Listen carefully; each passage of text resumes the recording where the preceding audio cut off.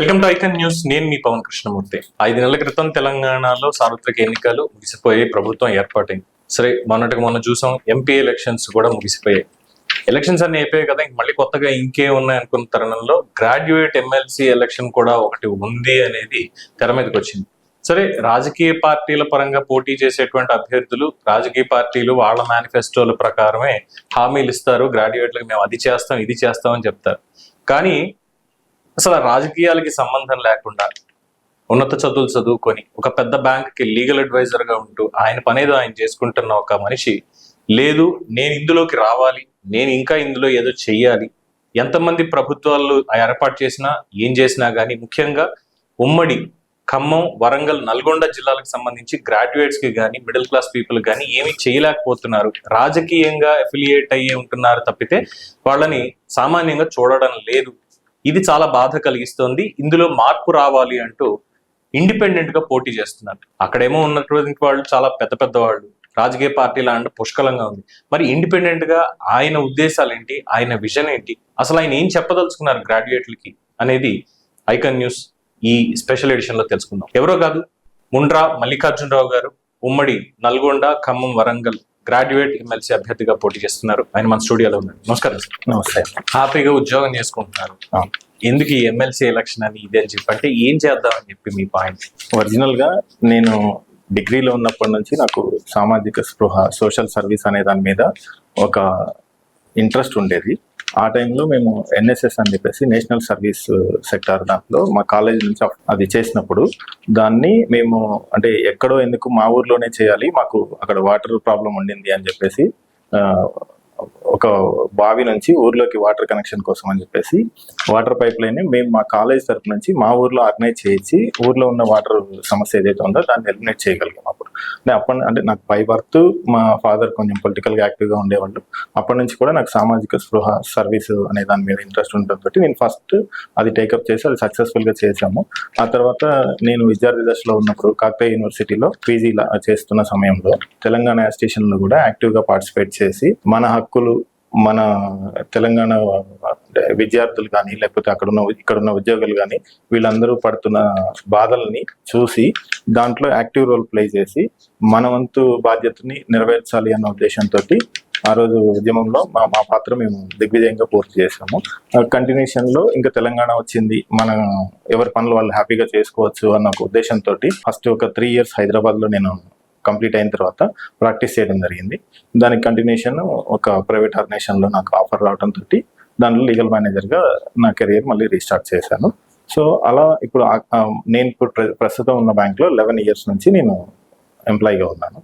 But రీసెంట్గా అంటే నేను మళ్ళీ నా అబ్జర్వేషన్స్ ఏంటి అంటే, మనం ఏదైతే మన సమస్యలన్నీ తీరిపోయాయి అని చెప్పేసి అనుకున్నాము, అవి తీరలేదు, అవి హామీలుగానే మిగిలిపోయాయి, మన హక్కులు సాధనలో మనం వెనుకబడిపోయాము అనేది రియలైజ్ అయ్యి అంటే ఇప్పటి వరకు ఉన్న అంటే గ్రాడ్యుయేట్స్ అనే వాళ్ళకి ఉన్న ఏకైక అస్త్రం గ్రాడ్యుయేట్ ఎమ్మెల్సీ రిప్రజెంటేషన్. ఇప్పుడు గవర్నమెంట్ ఎంప్లాయీస్కి కానీ లేదంటే ఇంకా పొలిటికల్ పార్టీస్ కానీ డిఫరెంట్ ఆపర్చునిటీస్ అనేవి ఉంటాయి. కామన్గా గ్రాడ్యుయేట్స్కి ఉండే సమస్యలు, నిరుద్యోగులకి కానీ లేకపోతే ప్రైవేట్ ఎంప్లాయీస్ కానీ వీళ్ళందరికీ ఉండే సమస్యలను మనం ఒక రూట్ మ్యాప్ తోటి వాటిని అడ్రస్ చేసి అండ్ ఐడెంటిఫై చేసి అడ్రస్ చేయగలిగే ఒకే ఒక్క పర్సన్ గ్రాడ్యుయేట్ ఎమ్మెల్సీ. సో అది పొలిటికలైజేషన్ అయిపోయి అంటే అధికార పార్టీ వైపుకి మాత్రమే వెళ్తుండటంతో గ్రాడ్యుయేట్ సమస్యలని అలాగే సమస్యలుగానే మిగిలిపోయాయి. సో దాన్ని పొలిటికల్ ఎజెండాగా కాకుండా అవి మన హక్కులు, మన ఆశయాలు, వాటిని సాధించాలి అంటే ఎవరు వస్తారని ఎదురు చూడటం కాదు, మనమే అందులో ఒక భాగం కావాలి అని ఒక దృఢ సంకల్పంతో ఈ డెసిషన్ తీసుకొని ఈరోజు ఈ గ్రాడ్యుయేట్ ఎమ్మెల్సీగా నేను కంటెస్ట్ చేస్తున్నాను. నా సీరియల్ నెంబర్ 47. నా పేరు ముండ్రా మల్లికార్జునరావు. అయితే అధికారంలోకి వెళ్ళిపోతుంది అని ఒక మాట అన్నారు. సరే, అధికారంలోకి వెళ్ళిపోతుంది అంటే ఆపోజిట్ లో ప్రతిపక్షం కూడా ఉండింది. ప్రతిపక్షం కూడా ఈ అధికారంలో ఉన్న వాళ్ళు ఇలా చేస్తున్నారు, ఇంకా చేయాల్సింది ఉంది అనేటువంటి ప్రధాన బాధ్యత వాళ్ళని ఎత్తికేసుకొని చేయాల్సిన అవసరం ఎంతైనా ఉంది. సో ఇక్కడ ప్రతిపక్షం ఉండగా మళ్ళీ ఇండిపెండెంట్ గా మీరు రావడం అంటే ప్రతిపక్షం ఇక్కడ సరైనటువంటి దారిలో లేదు అని అనుకోవచ్చా? ప్రతిపక్షం సరైన దారిలో లేదు అనే దానికంటే ఇప్పుడు పొలిటికల్ సిస్టమ్ లో ఉన్న వాళ్ళంతా ఒక అంటే దాన్ని ఒక సోషల్ స్టేటస్ గాను సోషల్ దీనిలాగే చూస్తున్నారు తప్ప పబ్లిక్ కి సర్వీస్ చేయాలనే ఎయిమ్తో రావట్లేదు. అంటే ఇప్పుడు ప్రతిపక్షంలో ఉన్న మొన్న ఓడిపోయిన వాళ్ళు, తర్వాత ద్వితీయ శ్రేణి నాయకులుగా ఉన్న వాళ్ళు, వీళ్ళందరూ కూడా అధికారం ఎప్పుడైతే మారిందో, అంటే రంగు మారగానే వీళ్ళందరూ కూడా మళ్ళీ వచ్చి అధికార పార్టీ వైపుకి వచ్చే పరిస్థితి వచ్చింది తప్ప, ప్రతిపక్షంగా ప్రజా సమస్యల్ని మనం ఎత్తి చూపాలి, వాటి పరిష్కారానికి కృషి చేయాలి అనే దాంట్లో పూర్తిగా విఫలమయ్యే పరిస్థితే కనపడింది. కాబట్టి సో ఒక రాజకీయ పార్టీ ఎజెండాగా కాకుండా ఒక వ్యక్తిగా మనం ఎంతవరకు చేయగలుగుతామో అది మనం చేసి చూపిస్తే మనకి రేపు అది ఒక శక్తిలాగా మారి ఇంకొంతమంది నాతో పాటు యాడ్ అవుతారు అనే ఒక ఆలోచనతోటే నేను ఈ ముందడికి వేయడం జరిగింది. సో ఉమ్మడి నల్గొండ, ఖమ్మం, వరంగల్ అంటే ఎంటైర్ తెలంగాణ తీసుకున్నప్పుడు ఎక్సెప్ట్ ఈ హైదరాబాద్ రీజియన్ అనేది పక్కన పెట్టేస్తే రాజకీయంగా కావచ్చు, లేదంటే సామాజికంగా విప్లవాల పరంగా కూడా చాలా చైతన్యం ఉన్నటువంటి ఏరియాలు మూడు కూడా. ఏ ఉద్యమం మొదలవ్వాలన్నా కూడా అటు ఖమ్మం నుంచి కానీ, వరంగల్ నుంచి కానీ, నల్గొండ నుంచి కానీ మాత్రమే మొదలవుతున్నాయి. మిగతా ఎక్కడ మొదలైనటువంటి దాఖలాలు కూడా లేవు. సో అటువంటి కీలకమైనటువంటి ఈ మూడు జిల్లాల ఒక ప్రతినిధిగా రాజకీయ పార్టీల పరంగా చూసుకున్నప్పుడు కాంగ్రెస్ పార్టీ నుంచేమో తీన్మార్ మల్లన్న ఆయన నుంచి ఉంటున్నారు, బీజేపీ నుంచేమో ప్రేమచంద్ రెడ్డి, బీఆర్ఎస్ నుంచేమో రాకేష్ రెడ్డి, ఇలా చాలా అంటే పొలిటికల్ గా అంతకు ముందే పోటీ చేసినటువంటి వాళ్ళు, వీళ్ళు బ్యాక్గ్రౌండ్ బాగా ఎక్కువ ఉన్నటువంటి వాళ్ళు. అధికార పక్షం నుంచి అయితే ఖచ్చితంగా పూర్తి సపోర్ట్ ఉంటుంది. అలాగే వాళ్ళ మేనిఫెస్టో ఏదైతే ఉందో అవే హామీలు గ్రాడ్యుయేట్స్ ప్రజలకు ఇచ్చినట్టే ఇవే ఇస్తామని వాళ్ళు చెప్తారు. అలాగే ప్రతిపక్షంలో ఉన్నటువంటి వాళ్ళు వాళ్ళది కూడా ఉంటుంది. ఇంతమంది గట్టి వాళ్ళని మీరు ఎలాగ తట్టుకుని ఇందులో నిలుస్తానని అనుకుంటున్నారు? అలాగే ఎన్నికలంటే కేవలం హామీలే, అది ప్రజలకు ఇచ్చినా, ఇప్పుడు మీరు గ్రాడ్యుయేట్స్కి ఇచ్చినా మీరు హామీలే ఇస్తున్నారా వాళ్ళకి? అంటే మీరు అన్న దాంట్లో ఒక పాయింట్ క్లియర్ గా చెప్తాను. అంటే ఉద్యమాలు అనేవి ఖమ్మం, నల్గొండ, వరంగల్ నుంచి పుట్టాయి అనేది ఎంత కరెక్టో, తొలి దశ తెలంగాణ ఉద్యమం కూడా ఖమ్మం జిల్లా నుంచే పుట్టింది. సో అది ఆ రోజు కొన్ని విషయాలతోటి అది నీరుగారిపోయినా కూడా ఉద్యమాలకి పురిటిగడ్డ అనేది నల్గొండ, ఖమ్మం అనేది మొదటి నుంచి ఉన్నది. దానికి కంటిన్యూషన్ వరంగల్ అనేది చారిత్రక నిలయంగా ఉండి ఎంతో మందికి అది ఉపాధి అవకాశాలు ఇచ్చింది. తర్వాత దానివల్ల ఒక కల్చరల్ యాక్టివిటీస్ కూడా వరంగల్ అనేది, అంటే ఒక కళా అభివృద్ధికి, అభివృద్ధికి కళాకారులకి నిలయంగా వరంగల్ అనేది మొదటి నుంచి కూడా ఉండింది. అట్లనే ఇప్పుడు మీరు అన్నట్టు ఇక్కడ ఎవరున్నారు అనేది నాకు ప్రశ్న కాదు. నేను అంటే అక్కడ ఉన్న వ్యక్తుల్ని చూసి నేను కంటెస్ట్ చేయట్లేదు, అక్కడ ఉన్న పార్టీలను చూసి నేను కంటెస్ట్ చేయట్లేదు. ఇక్కడ మనం అడ్రస్ చేయాల్సిన సమస్యలు అవి ప్రాపర్ వేలో అడ్రస్ చేయట్లేదు. కనీసం వాటిని ఐడెంటిఫై చేసే క్రమం కూడా ఇప్పుడున్న పొలిటికల్ పార్టీస్ కానీ, లేకపోతే పొలిటీషియన్స్ గా చలామణి అవుతున్న వాళ్ళు కానీ ఆ సమస్యల్ని కనీసము ఐడెంటిఫై కూడా చేయట్లేదు. ఐడెంటిఫై చేయలేని వాళ్ళు ఇంకా అడ్రస్ చేసే పరిస్థితి ఉంటుంది అని అయితే నేను ఎక్స్పెక్ట్ చేయట్లేదు. ఎంతసేపటికి ఏంటంటే ఒక పార్టీను లేకపోతే ఇంకొక అపోనెంట్ ని తిట్టటము ఇలాంటి వాటి మీదే ఫోకస్ జరుగుతుంది తప్ప ఎగ్జాక్ట్ గా అసలు మనం అంటే మన చుట్టూ ఉన్న గ్రాడ్యుయేట్స్ కానీ, లేకపోతే మనం కానీ ఏం సమస్యలు ఎదుర్కొంటున్నామో ఆ సమస్యల్ని మనం ఎలా అడ్రస్ చేయాలి, అడ్రస్ చేసినప్పుడు వాటికి పరిష్కార మార్గాలు ఏంటి అనేది చెప్పగలిగిన వాడే నాయకుడిగా ప్రజల ముందుకు రావడానికి అర్హుడు. అలాంటి నాయకులకి మనం సపోర్ట్ చేసినప్పుడు మన సమస్యలు అడ్రస్ చేయబడతాయి, అలాగే వాటికి పరిష్కారం కూడా వస్తుంది అనేది నా సంకల్పం. సో మీరు ఇచ్చే హామీలు అంటే అడిగినంతే వాళ్ళు హామీలు ఇస్తారు ఏంటంటే మీకు అది చేస్తాం, ఇది చేస్తాం, ఇది ఉంది, ప్రభుత్వం మనది ఉంది, లేదంటే మనం ప్రభుత్వానికి ప్రతిపక్షంలో ఉన్నాం, మనకు కూడా కాస్త పవర్ ఉంది, ఖచ్చితంగా ఇలా చేస్తాం అని చెప్తూ ఉంటారు. సో వాళ్ళు ఇప్పుడు ఫోకస్ చేసేటువంటి అంశాలు ఏంటి? వాళ్ళకి విభిన్నంగా అంటే మీ ఐడెంటిటీని నిలుపుకోవడానికి ఎస్ ఇక్కడ అసలైనటువంటి సమస్యలు ఇవి ఉన్నాయి, నేను ఇచ్చే హామీలు ఇవి అని మీరు హామీలు మాత్రమే ఇస్తున్నారా, లేదంటే వాటికి ఒక సొల్యూషన్ లాంటిది మీరు ఏమైనా చెప్పదలుచుకున్నారా? నేనైతే హామీలని నేను అనుకోవట్లేదు. అవి ఒక గ్రాడ్యుయేట్ గా, ఒక ప్రైవేట్ ఎంప్లాయీగా, ఒక ప్రొఫెషనల్ గా, తర్వాత నేను కంప్లీట్గా వచ్చింది అగ్రికల్చర్ బ్యాక్గ్రౌండ్ నుంచి వచ్చాను, రూరల్ ఏరియాస్ నుంచి వచ్చాను. తర్వాత రూరల్ ఏరియాలో ఉన్న గ్రాడ్యుయేట్స్ ఏ విధమైన సమస్యలు అనుభవిస్తున్నారో వీటన్నిటినీ సమన్వయం చేసి వాటికి ఒక పరిష్కార మార్గం చూపించాలి, ఇది మనందరి హక్కు అనే దాని మీద పోరాటం చేయాలన్న దాంతో వచ్చాను తప్ప దీన్ని నేను హామీగా చూడట్లేదు. సో ఈ హక్కులు ఏ హక్కుల సాధన కోసం మీరు ఇప్పుడు ఈ పోరాటం మొదలు పెట్టారంటే ఒక ఎమ్మెల్సీ దీని పోరాటం అనే అనొచ్చు, ఇది కేవలం ఎన్నికని మాత్రం నేను అనుకోను, ఖచ్చితంగా పోరాటమే. సో ఏ అబ్జర్వేషన్ చేశారు మీరు? What is that super 6 me vision? ఇప్పుడు నేను ఒక 6 కేటగిరీస్ గా ఇప్పుడున్న ఈ కాన్స్టిట్యున్సీలో మొత్తం 4,63,000 చిల్లర ఓటర్స్ ఉన్నారు, గ్రాడ్యుయేట్స్ ఓటర్స్. వీళ్ళందరికీ ఒక్కొక్క సందర్భంలో ఒక్కొక్క సమస్యను ఫేస్ చేస్తున్నారు. అది నిరుద్యోగులుగా అయ్యి ఉండొచ్చు, ప్రొఫెషనల్ గా అయ్యి ఉండొచ్చు, వృత్తి నిపుణులుగా అయ్యి ఉండొచ్చు, తర్వాత డిఫరెంట్ సెక్టర్ ఆఫ్ పీపుల్. వీళ్ళంతా అంటే ఈ అందరికీ కూడా ఉన్న సమస్యలు ఏవైతే ఉన్నాయో నా అబ్జర్వేషన్ ప్రకారం, అంటే నేను ఒకటి చిన్నప్పటి నుంచి వ్యవసాయం చేస్తూనే చదువుకున్నాను. ఆ తర్వాత నేను ఒక ప్రొఫెషనల్గా ప్రాక్టీస్ చేశాను. తర్వాత ప్రైవేట్ ఎంప్లాయీగా ఉన్నాను. ఈ 3 సెక్టార్లలో తర్వాత నా చుట్టూ ఉన్న పరిసర ప్రాంతాలని, తర్వాత నా చుట్టూ ఉన్న మనుషుల్ని నేను అబ్జర్వేషన్ చేసిన దాని ప్రకారము ఏవైతే సమస్యలు ఉన్నాయి అనేది నా దృష్టికి వచ్చిందో, ఆ సమస్యలన్నింటినీ కలిపి నేను 6 పాయింట్ ఫార్ములా సూపర్ 6గా డిజైన్ చేసుకున్నాను. ఆ సూపర్ 6ని ఇప్పుడు మీ ముందు ఉంచుతాను. ఆ సూపర్ 6 ఏవైతే నేను అడ్రస్ చేస్తున్నానో ఆ ఎలిమినేషన్స్కి నా వంతుగా చివరి వరకు నేను పోరాటం చేస్తాను. సో ఇందులో ముందుగా మీరు చెప్తున్న అంశం ఏంటంటే అసంఘటిత రంగంలో ఉన్న ఉద్యోగులు, వృత్తి నిపుణుల సమస్యల పరిష్కారానికి కృషి. అంటే దీన్ని ఏ విధంగా కేటగరైజ్ చేయొచ్చు? అంటే ఇప్పుడు మనకు ఏ ప్రభుత్వాలు వచ్చినా కూడా రిక్రూట్మెంట్ దగ్గరికి వచ్చేటప్పటికి అన్ఎంప్లాయీస్ గా ఉన్న సెక్టార్ కానీ, ప్రొఫెషనల్స్ గా చేస్తున్న వాళ్ళు కానీ, లేదంటే వీళ్ళందరూ మా ఉద్యోగాలు త్వరితగతిన పూర్తి చేయండి, మాకు నియామకాలు చేయండి అని అడుగుతున్నప్పుడు గవర్నమెంట్ మీద ఫైనాన్షియల్ బర్డెన్ ఉండింది. లేదు అంటే ఇప్పుడు కొన్ని సెక్టార్స్ ఇప్పుడు గవర్నమెంట్కి అవసరం లేదు అన్న ఉద్దేశంతో అంటే ప్రైవేట్ సెక్టార్ వైపు ఉద్యోగాలకి వెళ్ళటమే మంచిది అని చెప్పేసి కొన్ని సందర్భాల్లో అంటే రాష్ట్రంలో కీలక స్థాయిలో పదవులు అనుభవించిన పార్టీలు కానీ, ఆ పార్టీ ప్రతినిధులు కానీ చెప్పిన సందర్భం మనం చూసాం.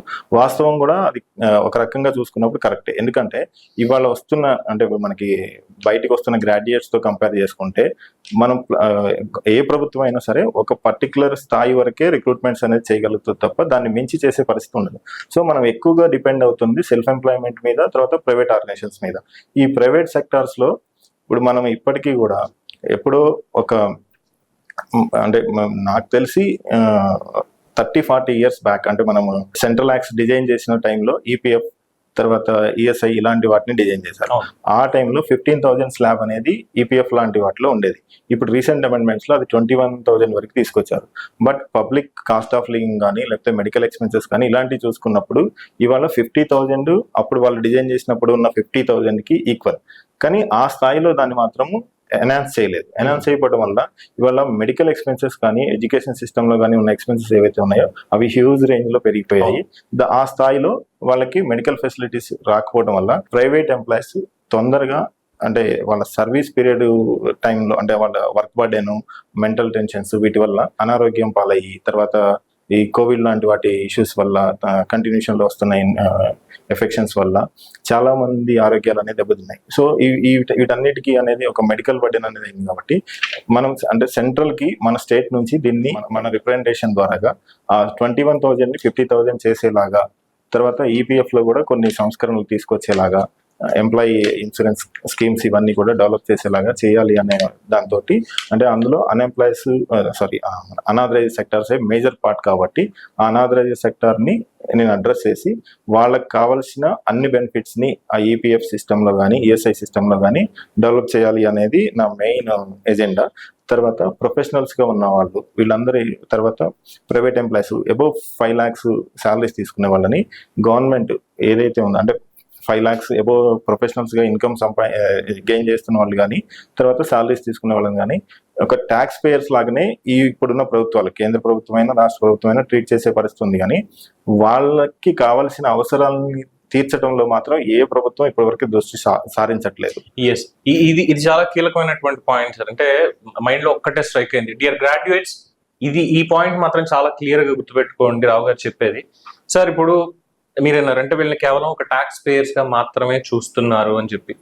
అంటే వీళ్ళకి ఒక స్కీమ్స్ కానీ, లేదంటే హెల్త్ బెనిఫిట్స్ కానీ, ఎడ్యుకేషన్ బెనిఫిట్స్ కానీ, సెల్ఫ్ ఎంప్లాయ్మెంట్ స్కీమ్స్ లో వీళ్ళకంటూ ఒక ప్రాతినిధ్యం కానీ ఇది ఏదీ లేదు. కేవలం వీళ్ళు ఏంటంటే పని చేసి సంపాదించి పనులు కట్టే యంత్రాలు మాత్రమే. ఫ్రీ బీస్ కి వీళ్ళు ఒక పెట్టుబడి లాగా మారిపోయింది గవర్నమెంట్ కి. అంటే ఈ ఇన్కమ్ స్లాబ్ ని ఎప్పటికప్పుడు రివైజ్ చేస్తూ వీళ్ళ దగ్గర నుంచి ట్యాక్సెస్ తీసుకొని దీన్ని ఫ్రీబీస్ ని పెంచడం కోసం గవర్నమెంట్లు ఉపయోగపడుతున్నాయి. అంటే ఒక రకంగా గవర్నమెంట్ అనేది మన ఇన్కమ్ కి ఒక ట్రస్టీ. వాళ్ళు సాలరీస్ తీసుకొని గవర్నమెంట్ లో పార్ట్ లాగా పనిచేస్తారు. సో మన ఇన్కమ్ ని సెక్యూర్ చేసి దాన్ని ప్రాపర్ వేర్ లో యూటిలైజ్ చేయాల్సిన గవర్నమెంట్స్ ఫ్రీబీస్ ని ఎంటర్టైన్ చేస్తూ పనిచేసే వాళ్ళ మీదనే అదనపు భారం మోపే పరిస్థితి ఉంది. ఈ విధానానికి స్వస్తి పలికి ఎవరైతే ట్యాక్స్ పేయర్స్ ఉన్నాయో వాళ్ళ బెనిఫిట్స్ కూడా గవర్నమెంట్ దృష్టిలో పెట్టుకోవాలి. సో వాళ్ళకి కావాల్సిన మినిమం నీడ్స్ ఏవైతే ఉన్నాయో, ఇప్పుడు వాళ్ళకి ఈహెచ్ఎస్ లాంటి స్కీమ్స్ ఉండవు. ఈఎస్ఐలో ఇప్పుడు 21,000 దాటితే వాళ్ళు ఎలిజిబుల్ కాదు. రేపు ఒకవేళ ఏదన్నా సందర్భంలో వాళ్ళు అంటే మా ఆర్గనైజేషన్తో ఏమైనా ఇష్యూ వచ్చి ఆ ఆఫీస్ నుంచి బయట అంటే ఆ ఆర్గనైజేషన్ నుంచి బయటకు వచ్చినా, లేదంటే వీళ్ళకి పర్సనల్గా ఏదన్నా వేరే ఆల్టర్నేటివ్ ఇంట్రెస్ట్ ఉండి బయటకు వచ్చినా, నెక్స్ట్ మంత్ నుంచి వీళ్ళు అంటే హెల్త్ బెనిఫిట్స్ కానీ ఇవన్నీ కూడా వీళ్ళే చూసుకోవాలి. ఈవెన్ గవర్నమెంట్ ప్రొవైడ్ చేస్తున్న ఏ స్కీమ్ లో కూడా వీళ్ళు ఎలిజిబిలిటీ క్రైటీరియాలోకి రాదు. ఎందుకంటే ఆల్రెడీ వీళ్ళు ట్యాక్స్ పేయర్స్ కింద ట్రీట్ చేయబడుతున్నారు కాబట్టి, ట్యాక్స్ పేయర్ అన్నప్పుడు ఇంకా గవర్నమెంట్ నుంచి ఏ విధమైన బెనిఫిట్స్ కి కూడా ఎలిజిబిలిటీ లేకుండా పోయింది. ఆ సిస్టమ్ నుంచి పే చేశాడా లేదా అనేది కాకుండా, ఈ రోజు అతను ఫైనాన్షియల్ కేటగిరీ ఏంటి అని కూడా చూసి వాళ్ళకి ఇవ్వాల్సిన బెనిఫిట్స్ అనేవి ఇవ్వాలి. ప్లస్ ఇప్పుడు ఆల్రెడీ పే చేస్తున్న వాళ్ళకి కూడా ఇవ్వాల్సిన బెనిఫిట్స్ వాళ్ళకి ఇవ్వాలి. ఓన్లీ అంటే వాళ్ళని ఇన్కమ్ పార్ట్ కిందనే ట్రీట్ చేయొద్దు అనేది నా హంబుల్ రిక్వెస్ట్. గవర్నమెంట్ ఎంప్లాయీస్ కి అయితే ఒక రకమైనటువంటి స్కీమ్స్ ఏదో ఒకటి అందుతాయి. గవర్నమెంట్ ఎంప్లాయీస్ కి మల్టిపుల్ ఆర్గనైజేషన్స్ ఉన్నాయి. వాళ్ళు రిప్రజెంట్ చేసుకోవడానికి, వాళ్ళ ఫైనాన్షియల్ బెనిఫిట్స్ ని సపోర్ట్ చేసుకోవడానికి, అంటే డిమాండ్ చేయడానికి, తర్వాత వాళ్ళ ఏ సమస్య ఉన్నా కూడా వాళ్ళకి యూనియన్ గా ఫామ్ అవ్వడానికి ఒక మేజర్ స్కోప్ ఉండింది. అదే ప్రైవేట్ ఆర్గనైజేషన్స్ కి వచ్చేటప్పటికి వాళ్ళు యూనియన్ గా ఫామ్ అయ్యే పరిస్థితి ఎట్టి పరిస్థితిలో లేదు. అలాంటి ఆలోచన కూడా వాళ్ళు చేయలేని పరిస్థితి. చేసినా కూడా వాళ్ళు నెక్స్ట్ డే నుంచి అక్కడ సస్టైన్ అయ్యే పరిస్థితి ఉండదు. కాబట్టి వాళ్ళకున్న ఏకైక ఆయుధం గ్రాడ్యుయేట్ ఎమ్మెల్సీ. సో వాళ్ళ సమస్యలు తెలిసిన వాడిగా, అందులో నుంచి వచ్చిన వాడిగా నేను దీన్ని అందుకే సూపర్ 6 లో ఫస్ట్ పాయింట్ గా దీన్ని తీసుకున్నాను. సో గ్రాడ్యుయేట్ ఎమ్మెల్సీ ఎలక్షన్స్ లో మీరు చాలా క్లియర్ గా గుర్తుపెట్టుకోవాల్సినటువంటి అంశం అంటే, నేను ఇండిపెండెంట్ గా వస్తున్నాను, లేదంటే నేను లీగల్ అడ్వైజర్ గా ఇంత ఎక్స్పీరియన్స్ ఉంది, నేను ఎన్ఎస్ఎస్ చేశాను, ఇవన్నీ కూడా కాదు. ఇప్పుడు ఏదైతే చెప్పారో, ప్రభుత్వాలు ట్రస్టీగా మన కట్టేటువంటి ఇన్కమ్ కి, ట్యాక్స్ కి, వీటికి ట్రస్టీగా ఉండాల్సినటువంటి వాళ్ళు పాలసీ మేకర్స్ కేవలం మనల్ని ఒక యంత్రాలుగా మాత్రమే చూస్తున్నారు. ఇది మారాలి. ఈ పద్ధతి మారితేనే రేపన్న రోజు ఈ గ్రాడ్యుయేట్స్ కి మనుగడ అనేది ఉంటుంది. లేదంటే యంత్రాలు తుప్పట్టిపోతే ఎలాగో అటువంటి పరిస్థితి రాకుండా ఉండాలనేది రావు గారి ఆకాంక్ష. మరి ఈ సూపర్ 6 లో ఫస్ట్ పాయింట్ మీద మీ అభిప్రాయాన్ని కామెంట్స్ రూపంలో తెలియజేయండి. అట్ ద సేమ్ టైం దీన్ని మీ తోటి సహచరులతోటి, పట్టభద్రులతోటి విస్తృతంగా చర్చించి మీకు నిజంగా ఇందులో వ్యాలిడ్ పాయింట్ ఉంది అని అనిపిస్తే ఖచ్చితంగా రావు గారికి ప్రథమ ప్రాధాన్యత ఓట్ అనేది మీరు వేయండి.